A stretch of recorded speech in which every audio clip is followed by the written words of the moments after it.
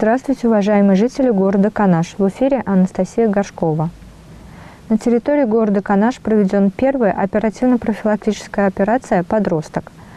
В целях предупреждения противоправных деяний несовершеннолетних и в отношении несовершеннолетних, выявления семей и несовершеннолетних, находящихся в социально опасном положении, занимающихся бродяжничеством и попрошайничеством, безнадзорных, употребляющих спиртные напитки, наркотики, токсические вещества на территории города Канаш в период с 3 по 13 июля проходил первый этап оперативно-профилактической операции «Подросток». В ходе операции приняты меры по выявлению и предупреждению противоправного деяния со стороны подростков-правонарушителей, осуществлены мероприятия по отработке жилого сектора, авто и железнодорожных вокзалов, чердаков, подвалов, свалок с целью выявления безнадзорных несовершеннолетних лиц, занимающихся бродяжничеством или попрошайничеством, находящихся в розыске. Таких несовершеннолетних на территории города Канаш не выявлено. Организованы рейды по месту жительства всех родителей и несовершеннолетних, состоящих на учете. Составлено всего 6 протоколов по статье 5.35, 2 протокола по статье 20.22 Кодекса об административных правонарушениях. За время операции выявлено и поставлено на учет 2 несовершеннолетних. В настоящее время Управление по вопросам миграции предоставляет следующие государственные услуги в электронном виде.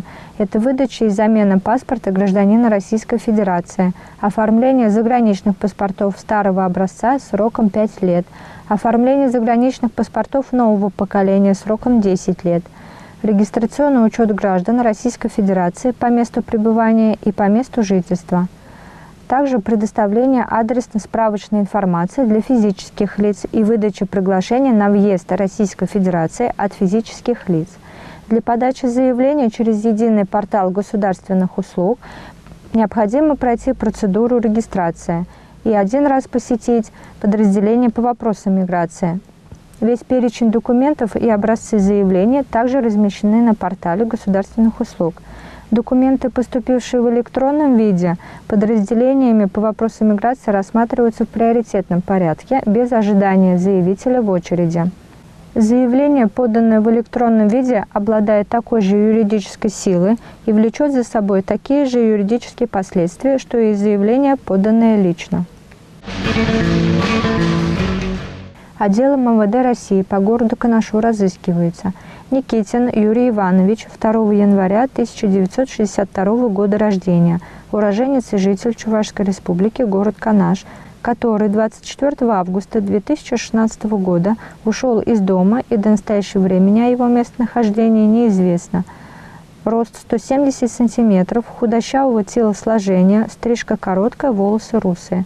Был одет в рубашку с длинными рукавами в клетку сине-белую, бриджи серого цвета, тапочки резиновые черного цвета, носит очки. На момент пропажи был без очков. Александров Георгий Васильевич, 7 ноября 1949 года рождения, уроженец Чувашской республики Янтиковского района, который 20 мая 2016 года вышел из дома около 13 часов прогуляться, и с тех пор его местонахождение неизвестно. На вид около 60 лет, рост 160 см, среднего телосложения, волосы средней длины седые, глаза карие, имеет бороду седого цвета. Был одет в футболку синего цвета без надписей, брюки черного цвета классические, кепка белого цвета летняя, тапочки черного цвета матерчатые. При себе имел крестик нательный черного цвета, пластмассовый, на веревке.